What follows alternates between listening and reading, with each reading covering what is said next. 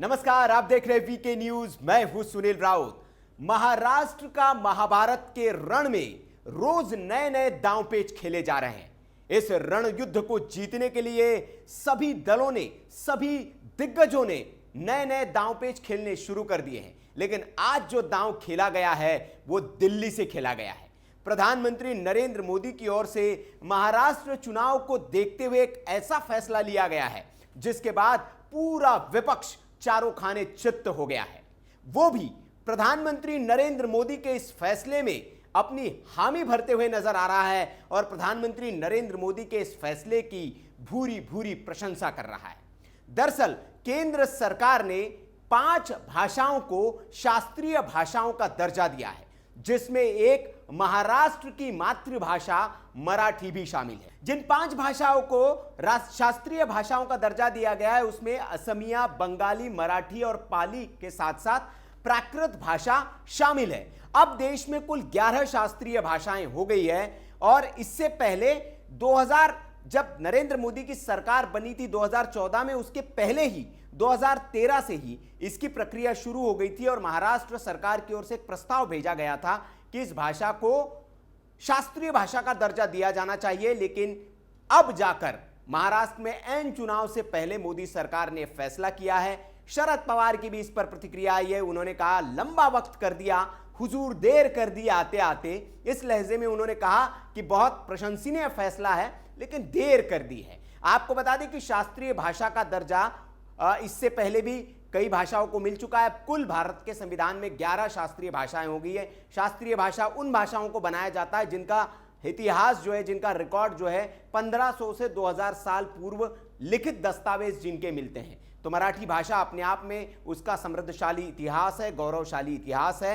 उसको देखते हुए यह फैसला लिया गया है। लेकिन इस फैसले को लेने के पीछे क्या महाराष्ट्र में रणनीति है, क्या महाराष्ट्र में राजनीति है, यह समझना पड़ेगा आपको। और उसके लिए हमने जो कहा है कि महाराष्ट्र का महाभारत, अगर हम चुनावी डेटा को, इसको चुनावी नजरिए से देखें, जिस तरह से आप देखेंगे कि पक्ष विपक्ष इंडिया गठबंधन, राहुल गांधी की अगर बात करें तो हरियाणा से इन्होंने चुनावी प्रचार को आज बेला थमने के बाद विश्राम लेकर कल से राहुल गांधी महाराष्ट्र में अपने चुनावी दौरे पर निकल जाएंगे और जिस शिवाजी महाराज की अस्मिता पर महाराष्ट्र में चुनाव लड़ने का मन कांग्रेस पार्टी बना रही है, उस शिवाजी महाराज के स्टेचू के अनावरण के साथ राहुल गांधी महाराष्ट्र में अपने चुनावी बिगुल को फूंकेंगे। लेकिन महाराष्ट्र का चुनावी परिदृश्य अगर हम देखें तो क्या इतना आसान है? इस बात को समझने के लिए कुछ डेटा पर हमें नजर डालना पड़ेगा। डेटा आपके सामने है और उस डेटा की अगर मैं बात करूं तो दरअसल शिवसेना की अगर हम बात करें तो शिवसेना 2 धड़ों में महाराष्ट्र में बढ़ चुकी है। लोकसभा चुनाव पर थोड़ी सी नजर डाल लेते। जो लोकसभा चुनाव का आंकड़ा है उसमें देखेंगे आप कि पिछली बार सीटों के समीकरण पे मैं इसलिए बात कर रहा हूं, आप कहेंगे कि ये डेटा मैं क्यों दिखा रहा हूं, तो सीटों पर ही महायुद्ध चल रहा है। कांग्रेस पार्टी जो इंडिया ब्लॉक है और जो भारतीय जनता पार्टी की जो महायुति है, उन दोनों के बीच सीट के बंटवारे कोई सामंजस्य नहीं बन पा रहा है। उद्धव ठाकरे जो है वो महाराष्ट्र में मुख्यमंत्री के ऐलान की बात करते हैं चुनाव से पहले, तो कांग्रेस पार्टी ये कहती है कि हमारा मुख्यमंत्री होगा। तो शरद पवार कहते हैं कि नहीं, महाराष्ट्र में मुख्यमंत्री चुनाव के बाद चुना जाएगा, चेहरा तय होगा और जिसकी जितनी सीटें आएगी, जिसकी ज्यादा सीटें आएगी उसका मुख्यमंत्री होगा। तो रार सीटों पर ही है और इसीलिए सीटों पर नजर डालना बहुत जरूरी है।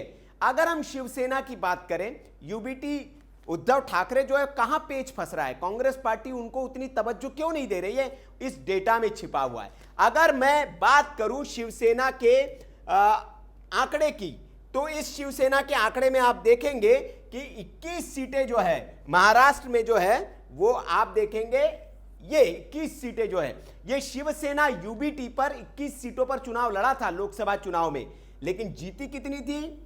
9 सीटें।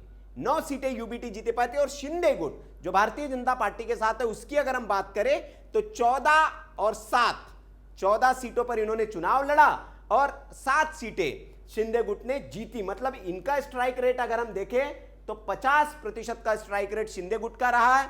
और अगर आप इनका देखेंगे स्ट्राइक रेट तो 30 से थोड़ा सा ज्यादा, हम कह सकते हैं कि 30 से 35% के बीच इनका स्ट्राइक रेट रहा है। कांग्रेस की अगर हम बात करेंगे, इसके अलावा दूसरे अगर हम डेटा की बात करें, एक दूसरे सिनेरियो को अगर हम समझें और इसके आंकड़े पर अगर हम जाए, अगले ग्राफिक्स पर अगर हम चले तो आप समझेंगे, आप देखेंगे।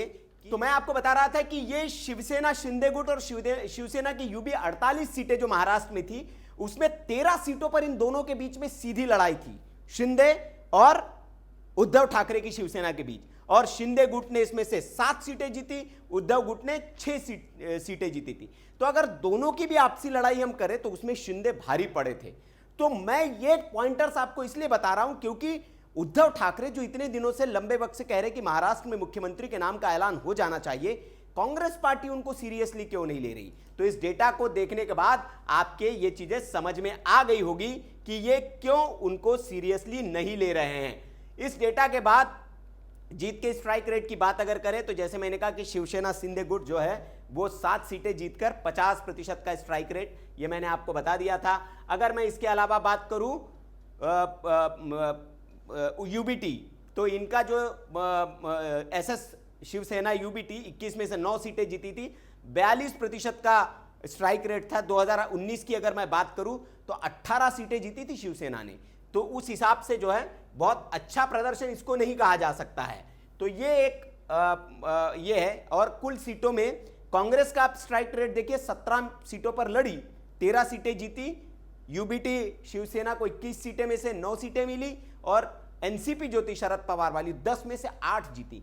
तो ये जो दोनों प्लेयर है आपके, आप देख पा रहे होंगे, ये जो दोनों प्लेयर है, इन दोनों प्लेयर की जो जीत का आंकड़ा है वो बहुत ज्यादा है। मतलब 10-27 सीटों में से अगर हम बात करें तो 21 सीटें ये दोनों दलों ने मिलकर जीती है और 21 में से सिर्फ 9 सीटें उद्धव ग्रुप जीत पाया।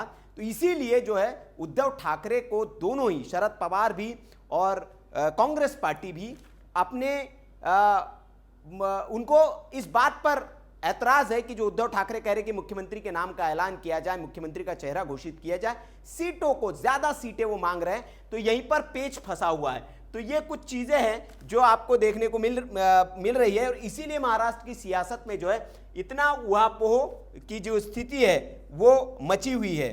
तो ये सारी की सारी स्थिति हम देख पा रहे हैं। अगर मैं बात करूं पूरे महाराष्ट्र के सिनेरियो की, तो उद्धव ठाकरे इस वक्त, खबरें ये भी है कि वो अंबानी उनके घर जाकर दोनों शिवसेना के नेताओं से मिल रहे हैं। खबरें ये भी है कि संजय राउत नड्डा से मुलाकात कर रहे हैं रात के 2 बजे। खबरें ये भी है कि फडणवीस और उद्धव ठाकरे की मुलाकात हो रही है।